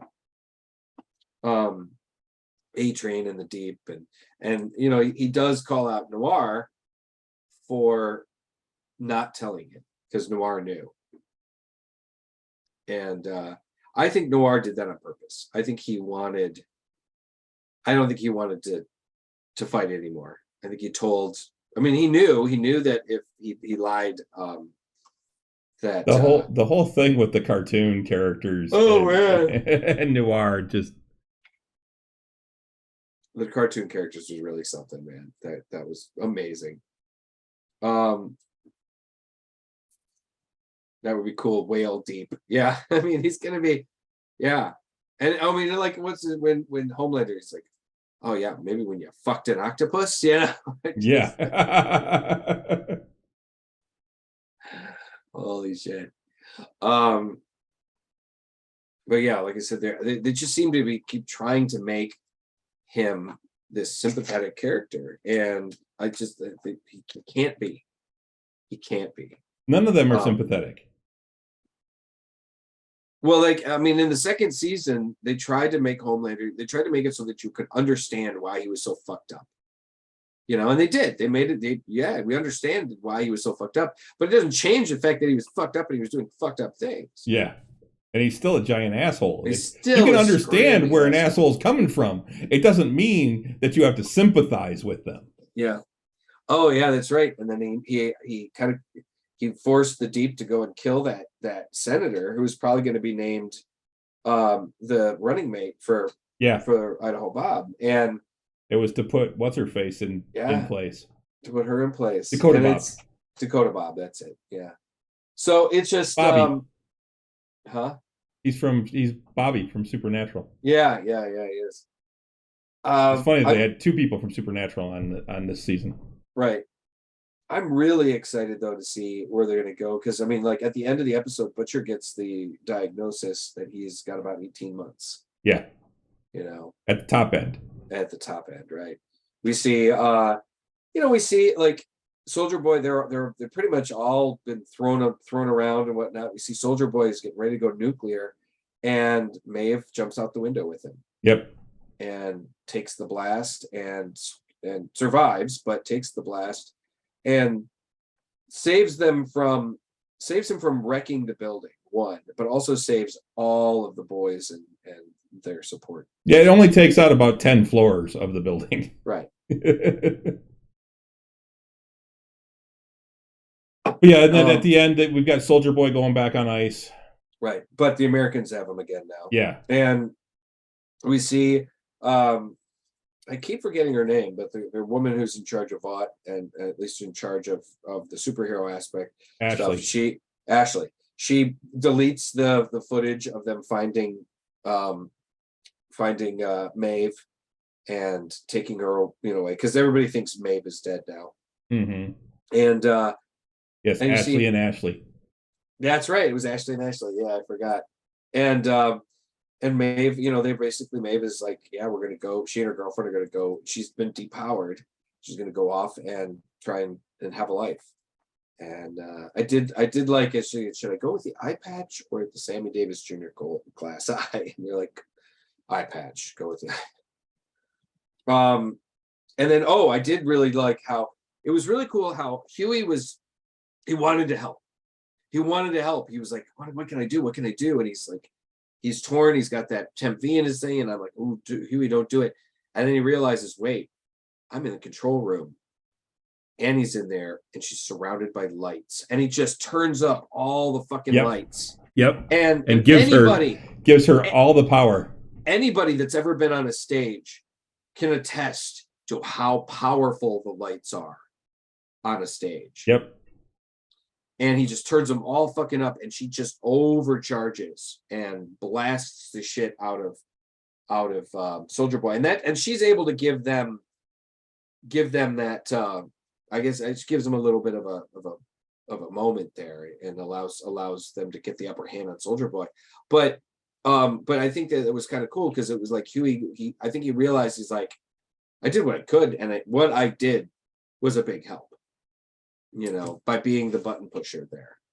It's like everybody has to have their role, man. Yep. And but I did like also that how Annie Starlight throws her costume away at the end there, and she's like, she's part of the team. Well, and MM gives her shit about, this is a historic building. You gotta double wrap and tie in the trash that you put in there. You can't just throw it down there. If you're gonna be one of us, you gotta, if you're gonna work here, you gotta know the rules. And she's like, wait, what? Yeah. And I also liked the conversation she had with Maeve, where Maeve was like, I might jump, but you can fly. I was like, oh, okay, that's pretty cool too. She kind of passing that torch and going, hey, thanks. And because she was a bitch to her when she first came on board. She was a real bitch, but they were all, they're such shit human beings for the most part. Seeing some redemption has been good. Yeah. Yeah, overall I enjoyed it. I did catch something. I just found it on YouTube today. The woman that plays Kimiko, what's her name? I got it here. Karen Fukuhara. Has her own YouTube channel. Oh, okay. And where she makes drinks and talks with people, I guess. The one I saw though was her and Erin Moriarty. And they're basically sitting in her backyard drinking cucumber margaritas and answering questions that people have tweeted in for the show. Cool. And they were talking about how great some of these questions are, because there was actually one, and Erin was like, wow, that's a really great question. That's actually something no one's asked before. And I think it was how, what was it? How, basically, how silly do you feel doing Starlight's powers, or how lame does it look when you're actually acting it out? And so she was explaining what she actually has on in studio. She's like, as an actor, what it's going to look like in the end. So you just kind of play along with it. She goes, but yes, it does feel a little ridiculous. She's like, because I've got these, any scene where she's using her power, she's like, I've got these wires running up through the costume, up my arms, and into the gloves where I've got a little light pad. She's like, it's no brighter than a small flashlight on the pad of my glove. Yeah. And the whole thing is that she's like, I do this pa pa, and it's just this little light. She goes, but it's so uncomfortable to wear because it restricts your movement so much.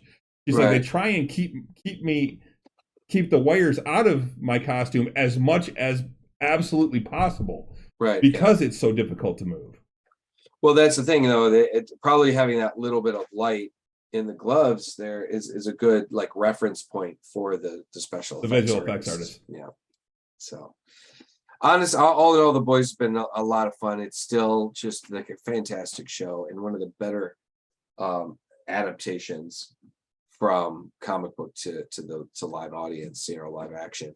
And I really enjoy it. I enjoy the hell out of it. So, yep.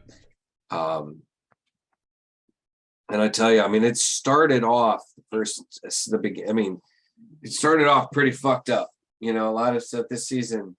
There's some Dude, pretty it fucked up didn't. It episodes. didn't just start fucked up. It has been fucked up since day one. Oh yeah, absolutely. But I mean, like this It season, never stopped being fucked up. Sure, but this last episode probably had the least amount of like straight up gore. I think the goriest shit that we saw was like when Homelander killed Black Noir. Or no, you know what? And then when he kind of lasered that guy at the end. See, that was the other thing that was fucked up too, is that you saw like because he presents Ryan to the public. You know, they show up at a rally and he presents them, and then some guy throws like something at him who's obviously a Starlight supporter, and fucking Homelander just kills him, just straight up murders him. And the crowd starts going crazy about it. They're loving it, including MM's wife's husband. Yeah. Her ex-wife's husband. And he's the guy that leads the applause, obviously. Yeah. And you're like, oh man. And then the kid, Ryan, gets that little smile on his lips, like, I kind of like this, you know? Yeah. So we're gonna see some interesting stuff in the next season. I hope we see a decent resolution about that with that character. Got some heartburn here. Again though, great show, and I'm just like so pleased that they've done it justice. Mm-hmm. You know, we should start wrapping things up. One thing I wanted to bring up real quick is there's been a ton of stuff going on right now about Stranger Things and Metallica now, and like all the Eddie Munson memes and all this, and actually Master of Puppets is like the number one listened to song on Spotify this week. Right. Because a lot of people are discovering Metallica. Are actually discovering them, and I've been seeing a ton of stuff, and it's, you know, people are like, oh come on, you gotta you know, let these kids, you know about their best album, Saint Anger, and everybody else is like, Saint Anger. And I saw one today. It was obviously anybody who thinks that has never listened to Master of Puppets or Ride the Lightning. Well, and that's the thing. So it spawned a whole bunch of people basically saying that's not even in the top 4 or 5. No, not even. And a lot of other people are like, that's like their worst album. That album, honestly, that album is an angry album, and it did what it was supposed to do, made us all angry. Yeah, for sure. But the one person I saw today posted a picture, and it said, I've been seeing a lot of stuff about people gatekeeping Metallica, and, you know, we shouldn't do that. I haven't seen any actual evidence of anyone gatekeeping, but, you know, make sure this younger generation knows about it. And to help, here's a picture of their entire catalog, and it's Kill 'Em All, Ride the Lightning, Master of Puppets, and Justice for All. Only those 4 albums. Like, that's their entire catalog. See, I think that does it a disservice, because I think the Black Album was still, it was a very solid album. The Black Album was their sellout album, and that's why a lot of people feel like, right. But it was also I agree. I actually agree with that. It's 2 separate eras of Metallica. Right. You have the first 4 albums, and then it's not even, Kill 'Em All could even be not included in that, because even that one isn't quite the same as what those next 3 albums were. But then the Black Album on is all their we want radio play. Right, because that's the thing. They rarely, if ever, got radio play before. But they still had top 40 albums every time, and they sold millions of copies. Well, they were part of that. That was one of those times when you could be an extremely popular band, but you were really popular because of your concert play and your albums and your records and our tapes. They were one of those bands that were amazingly hugely popular, but just it was an underground movement. They were very they sold out stadiums back then still, but people didn't hear them on the radio because their music was too heavy for most standard. It wasn't. It was too heavy. It was too long. Too long, sure. All their songs were 7 to 8 minutes long. Right. So the radio stations wouldn't play them. They're like, you have to be 3.5 minutes or shorter. And so that's why what they did with the Black Album. Every song on there is under 4 minutes. Okay. I would still say that honestly, when I was listening to the radio back in the mid 80s and later 80s and stuff, I mean, it was still, I mean, you didn't really hear Iron Maiden on the radio. You didn't You did hear on riffs. some of those really heavy, I mean, you're a little bit older than me, so you might remember that a little bit more, but I just don't ever remember hearing like seriously heavy metal on the riff all that often. I hear a Riff lot and of hair Wheels, yeah. bands, a lot of hair bands, a lot of hard rock, but that Metallica level back then, I just don't remember. Well, Metallica seeing was very new. much. They were thrash metal, Right. and Exactly. that was new. Yeah, you just didn't hear a whole lot of thrash metal and whatnot, or like the really The heavy speed metal. That is Speed what they were metal. also calling it. Right. So anyway, but the thing is, I feel that their true sellout album, I mean, I'll agree that Black was their big radio play album. That was the album that it got tons of radio play. There's at least 8 songs on that album that got pretty serious radio play. The Black album? The Black album. Yeah. No, there were 3, I think. I remember playing the hell out of that album and just knowing, I mean, every song on that album is good. It's just, but it was their album that a lot of the fans were like, yeah, 1, but 2, 3, 4. Okay, so 6 did.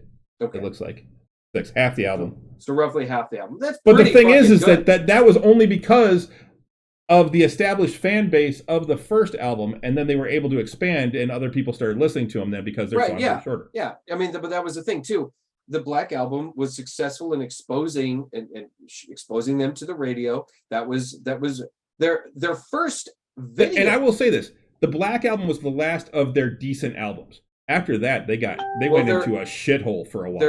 Their very first video was One, and which wasn't on the Black album. That was on the album before. Yeah, that was on Injustice for All. Their very first like major play like MTV music video was One, and then like a year later or so, they came out with the Black album, and it opened up Metallica to an entirely new group of people that hadn't really heard much of them because it was the casual fans. It was like 4 years between And Justice for All and Black album. Was it like 4 years? Because And Justice for All came out in like 88, and Black album came out in 92. But even so, I mean, I'm talking more about the video. Or 91. They still didn't. They didn't do the One video right away. I mean, that came. They didn't release it with And Justice for All. I mean, I'm pretty sure. Could be mistaken, but I'm pretty sure that came like maybe 1990, maybe 1989. It was 88. Was it? They released the video with the album. All right. Well, needless to say, the Black album opened up Metallica. I'm sorry, January 89 is what it says in the Wikipedia. Okay, so maybe a year later. But like I said, the Black album opened up the Metallica to a whole bunch of people that just weren't familiar with Metallica. They might have heard of Metallica, they might have heard of 1 or 2 songs, but the Black album, it was extremely successful. I mean, they milked that album for like 5 or 6 years. In fact, to the point where fans were like, "Can we have some new Metallica guys, please?" Well, and then they had another album out in like 94, and they had another one out in 96. It was like 5 years. If I remember correctly. I don't think it was that long. 5 years. Dude. No, because they put Fuel out pretty quick after the Black album. Oh, I don't know. What year did Black come out? Was it 89? 91. It was 91. And Fuel, I could have swore it was like 5 years. Discography. Let's see. Black album was 91. Load was 96. Okay, so Reload was 97. Yeah, it was a good 5 years that because I was DJing at the time, and there was a good 5 years that they milked the Black album. And Live Shit was 93. They toured on it and everything, but Fuel was in there. My opinion, Fuel was the sellout album. That was the one where they changed their look.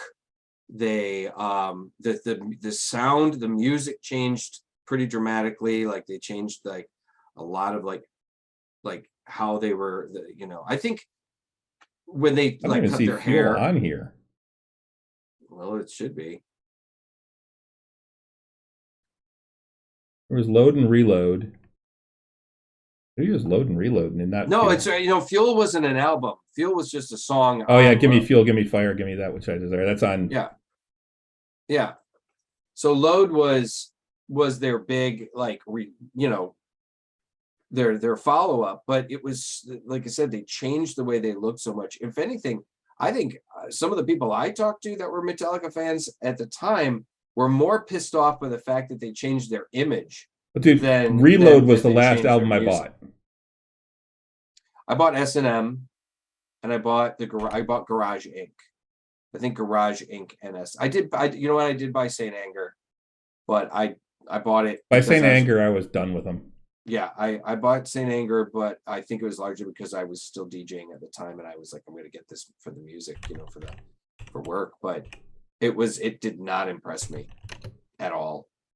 I did not care for it really. But yeah, I think in my opinion, Load was the Load was the one that they really was where they kind of sold out, because like I said, they made the Black Album to the way they looked. The Black Album was their sellout, was their start of the sellout. Load is where they changed a lot everything. More than just because the Black Album at least still mostly sounded like Metallica, just shorter. Yeah, exactly. It's still they maintained their sound. It was still Metallica to a lot of people. But Load and then especially Reload, they really changed the way they even sounded. Exactly. And the songs got even shorter. Now, the thing about it, though, too, is like the argument, there's a lot of people that argue that if Metallica hadn't changed and kind of moved along with the time, they probably wouldn't have survived a whole lot longer, because a lot of people, feel like if a band doesn't, particularly an older band, if they don't adapt and move with the times, they're going to get left behind. And I think that could very well have been the case with Metallica. I mean, there are a lot of people that feel like, okay, well, they're an eternal band, and they're, they'll stand the test of time. They're like Led Zeppelin, that kind of thing. But I don't know, that particular brand of metal, of hard rock and heavy metal, it was really struggling at the time, and by them changing their sound, I think they definitely got a few more years out of it, because commercially Load and Reload were good, were successful albums. They got a lot of radio play, and because they were Metallica, right? And and that's the thing. Their popularity was based on their first 4 albums. Really, their second, third, and fourth albums. Ride the Lightning, Master of Puppets, and Justice for All. Particularly Ride the Lightning and Master of Puppets are what catapulted them and made them the band that they were, and what made them so popular. The Black Album helped by bringing in some new fans. Right. And it was the combination of that up to the Black Album. After the Black Album, they were just coasting. Yeah, and I'd have to agree with that. I'd say Load and Reload is what kind of moved them into the late 90s, early aughts, and then they coasted after that. I mean, I think I liked Garage Inc. because it was all covers, and there's some cool songs in there. I had that one. I mean, I liked their cover stuff. I had their original Garage Days revisited or re-revisited. Yeah. The S&M album was pretty cool because it was just all of their older songs with, backed by a symphony orchestra. So that was kind of cool. Those were kind of cool. But yeah, Metallica. I mean, I saw a friend of mine. They were my band in high school, and then they let me down. Oh well, and I can see how you feel, why you feel so strongly about it. Because for me, Metallica I didn't really get into them until later. I got into it in the end of my freshman year in '84 when I heard Ride the Lightning. And a buddy of mine had brought it in. He had the tape. I will say that my opinion of them changed dramatically after I listen to some of their older work, because I was more or less introduced to them with the Black Album. Mm. Well, I was more or less introduced to them by seeing the video One. I'd heard of them and I'd heard snippets, and of course, you growing up in the 80s, you're going to know who Metallica is. But I just was never, I was more into hard rock, not heavy metal. And then I got into heavy metal when I got a bit older, and I got exposed to, when the Black Album came out, and that's when, oh man, I dig this. This is good. And then I checked out Ride the Lightning and stuff. And I remember listening to Ride the Lightning and going, damn it, this is what they were talking about. This is amazing, like, holy shit, because I was more into, like I said, to Motley Crue and Poison and Guns N' Roses. And although some people will put Guns N' Roses in the same category as Metallica, I would disagree. Yeah, highly. They toured together in one of the biggest metal tour, rock tours of all time, that ended tragically, because that was the one where Lars got set on fire. And I don't even remember Lars getting set on fire. Was it Lars, or was it? I think Lars got set on. Yeah, there was an accident. I think it was at the Phoenix concert.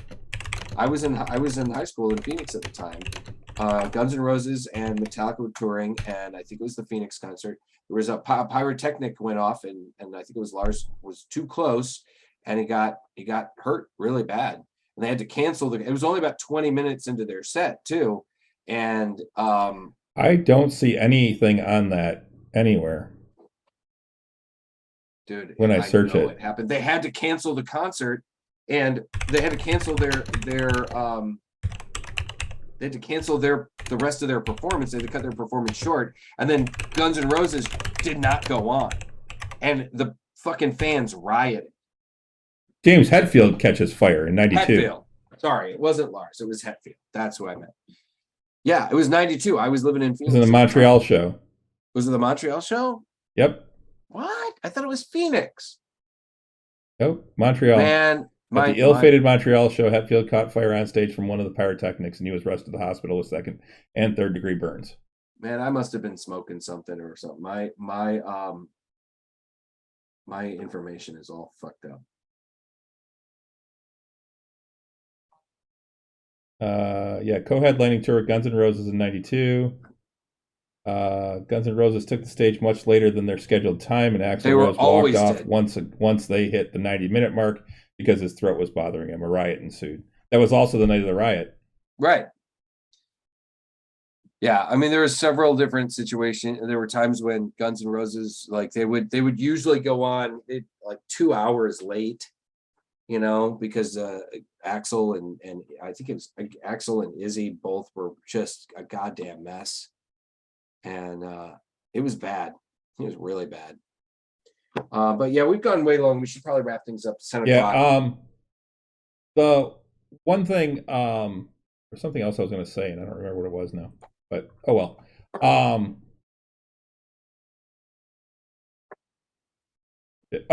So back to Stranger Things, though. One of the things that people have pointed out is that Master of Puppets came out on March 3rd, 1986. Mm-hmm. Stranger Things season 4 takes place over spring break, 1986.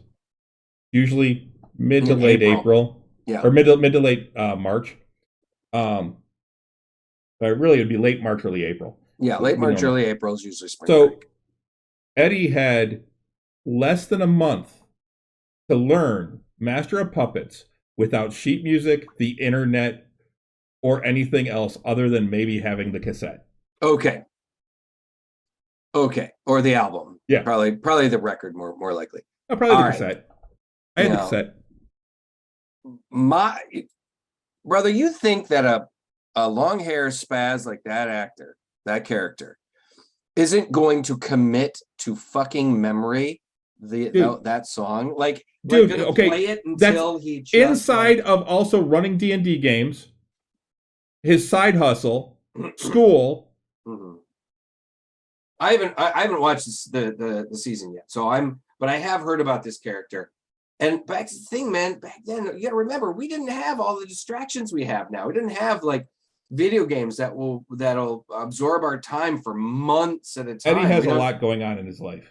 All right, but even so, it sounds like he was like this ADHD spaz that probably just listened to that album until he committed it to memory. I mean, I've known some musicians that could listen to a song once and play it, just by ear, just hearing it by ear. Well, so, they're really what they're pointing out though is that just what an amazing musician that he would have to embed. Right. Yeah, I like the fact that Kevin Starnes made a post. He goes that there are a bunch of people. He was like, there are a bunch of people that are like Metallica fans that are being critical about new fans that are discovering Metallica because of Stranger Things. That's the gatekeeping. And he's like, yeah, it's the gatekeeping bullshit. He goes, listen, there are a lot of people in my generation didn't know who the fuck Queen was until Bohemian Rhapsody was played in Wayne's World.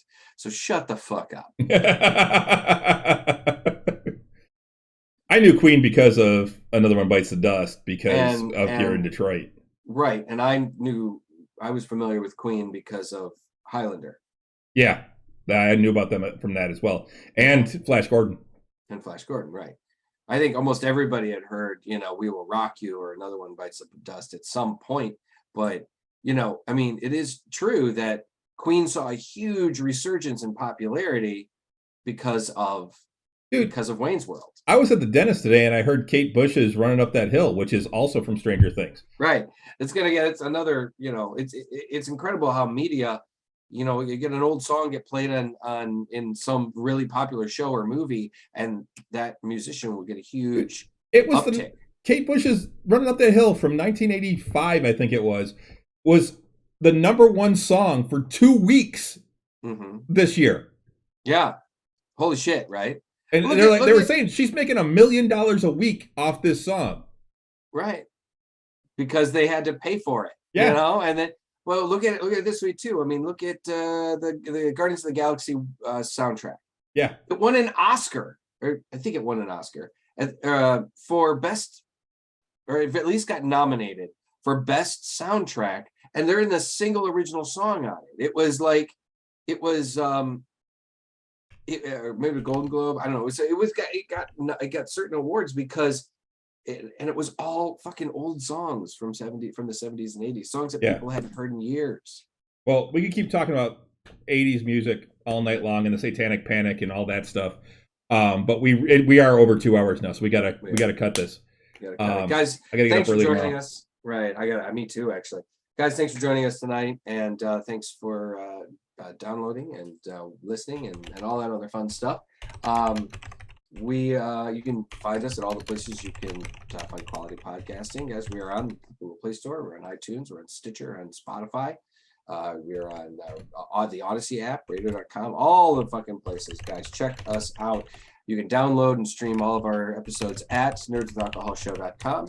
Chris puts up the episodes on YouTube a couple of days, usually, give or take, after our initial broadcast. Come and see us every other Friday night for Tavern Nights, our D&D game, and every opposite Monday for Tavern Talk, where we talk about what happened in the game and other D&D fun stuff. And you can follow us on most of the social medias. We're on Facebook, Nerds with Alcohol Show. We are on Twitter, Drinking Nerds, Instagram, Drinking Nerds, and YouTube, Drinking Nerds. So, and I will eventually catch up on all of the stuff that I'm behind on getting it up onto the Facebook page. Yeah. I did get this last episode of Tavern Nights up, but I did get the one before up finally. So awesome. And I got to get the other one. Actually, it's still on the other computer, so I got to get that pulled off so I can edit it up here and get it up as well. So okay. Well, yeah, I need to get going. I got to get something to eat. I'm starving. So all right. Guys, well, I think that's going to about do it. That should do it. Until next time. Sláinte. Okay, that was pretty good. That was pretty good. All right. Have a good week, everybody. Good night.